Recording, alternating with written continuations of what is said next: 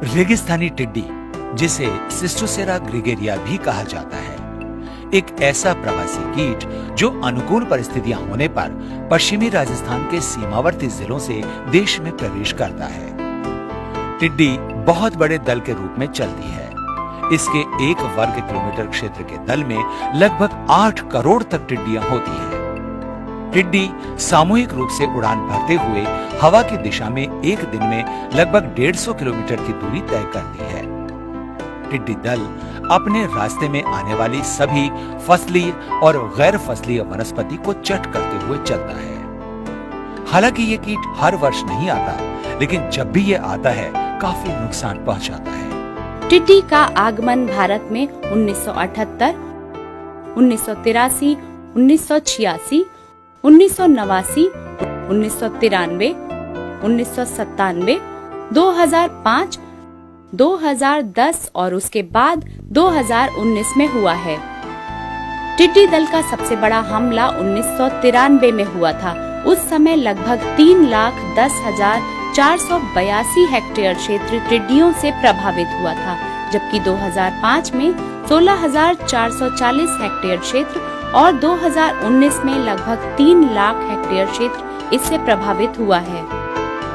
टिड्डियां मूल रूप से कैस्पियन सागर के ईरान, कजाकिस्तान, अजरबैजान, रूस, एरियल सागर के Uzbekistan, Tajikistan, Afghanistan, Kyrgyzstan, Turkmenistan, Balkhash झील के साइबेरिया, चीन में गिरने वाली नदियों के बालू रेत से घिरे डेल्टा, मरुभूमि में घास के मैदान, मध्य रूस के शुष्क गर्म मिट्टी वाले द्वीप, फिलीपींस के अनुपयुक्त आर्द्र और उष्ण कटिबंधीय घास के मैदानों में स्थायी रूप से निवास करती हैं और सामान्यतया भोजन या प्रजनन के लिए सऊदी अरब, कुवैत, यमन, ईरान और पाकिस्तान होते हुए राज्य के जैसलमेर और बाड़मेर जिलों से हमारे देश में प्रवेश करती है। टिड्डियों के झुंड ग्रीष्म मानसून के समय देश में आते हैं। टिड्डी चेतावनी संगठन इनकी गतिविधियों पर नजर रखता है और इसके देश में आने की सूचना देने के साथ साथ इसके नियंत्रण का कार्य भी करता है। इनके आने पर जरूरी है कि इसे हमारे खेत में न बैठने दिया जाए। इसके लिए थाली, डिब्बा या ढोल बजाकर या शोर मचाकर इन्हें आगे खदेड़ देना चाहिए।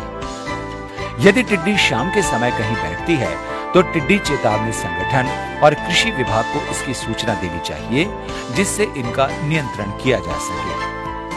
टिड्डियां जहां पर रात्रि में विश्राम करती हैं, वहां मादा टिड्डी अपने उदर भाग को जमीन में 15 सेंटीमीटर की गहराई तक गाड़कर जहां नमी मिलती है अंडे दे देती है।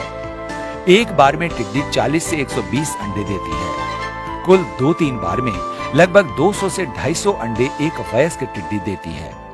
ये चावल के आकार के और नारंगी पीले रंग के होते हैं। इसलिए आवश्यक है कि टिड्डी समूह को अंडे देने से पहले ही समाप्त कर दिया जाए। जमीन में नमी रहने की स्थिति में 10 से 30 दिन के बाद अंडों में से शिशु हॉपर्स निकलते हैं, जिन्हें फाका भी कहा जाता है। हॉपर्स काले और भूरे रंग के होते हैं। ये उड़ नहीं सकते, वरन ये जमीन पर फुदक कर समूह में आगे चलते हैं। ये वनस्पति के कोमल पत्तों को खाकर उन्हें काफी नुकसान पहुंचाते हैं। इनके नियंत्रण के लिए अपने खेत के चारों तरफ या इनके रास्ते में खाई खोद देनी चाहिए, जिससे सभी हॉपर्स उसमें गिरकर इकट्ठे हो जाएं। इसके बाद या तो उन्हें मिट्टी डालकर दबा दें या उसमें दवा स्प्रे कर समाप्त कर सकते हैं। हॉपर्स से वयस्क टिड्डी बनने में लगभग 20 से 25 दिन का समय लगता है। टिड्डी पहले गुलाबी, फिर भूरी और अंत में पीले रंग की हो जाती है। पीले रंग की टिड्डी पूर्ण वयस्क होती है। मादा टिड्डी आकार में बड़ी होती है और इस पर काले रंग के धब्बे होते हैं। ये प्रतिदिन लगभग अपने वजन के बराबर वनस्पति खा जाती है।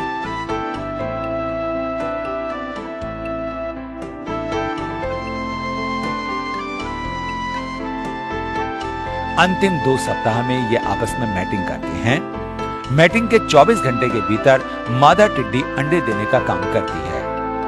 एक वयस्क मादा टिड्डी अपने 12 सप्ताह के जीवन में 2 से 3 अंडे समूहों में 5 से 7 दिन के अंतराल में 200 से 250 अंडे देती है।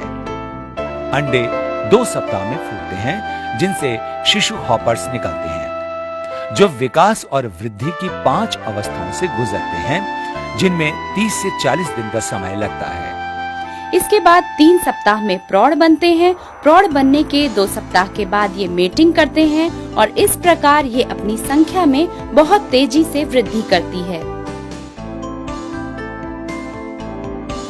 इनके नियंत्रण के लिए टिड्डी नियंत्रण विभाग द्वारा मेलाथियोन 96% ULV कीटनाशी का स्प्रे किया जाता है। चूंकि ये कीटनाशी काफी जहरीला होता है, इसलिए इसका छिड़काव गैर फसलीय क्षेत्रों में ही किया जाता है। फसलों पर टिड्डी का आक्रमण होने पर किसानों द्वारा क्लोरोपाइरीफॉस 20 EC का 1200 मिलीलीटर प्रति हेक्टेयर या क्लोरोपाइरीफॉस 50 EC का 480 मिलीलीटर प्रति हेक्टेयर या लेम्डासाइलोहेथ्रिन 5 EC का 400 मिलीलीटर प्रति हेक्टेयर या मेलाथियोन 50 EC का 1850 मिलीलीटर प्रति हेक्टेयर का छिड़काव कर टिड्डी नियंत्रण किया जाता है। इन कीटनाशी रसायनों पर कृषि विभाग द्वारा अनुदान भी दिया जाता है। इस प्रकार सामूहिक रूप से प्रयास कर टिड्डी नियंत्रण किया जा सकता है। भारत सरकार का टिड्डी चेतावनी संगठन और राजस्थान का कृषि विभाग मिलकर इसका नियंत्रण करते हैं, जिससे टिड्डी दल से होने वाले नुकसान को रोका जा सके।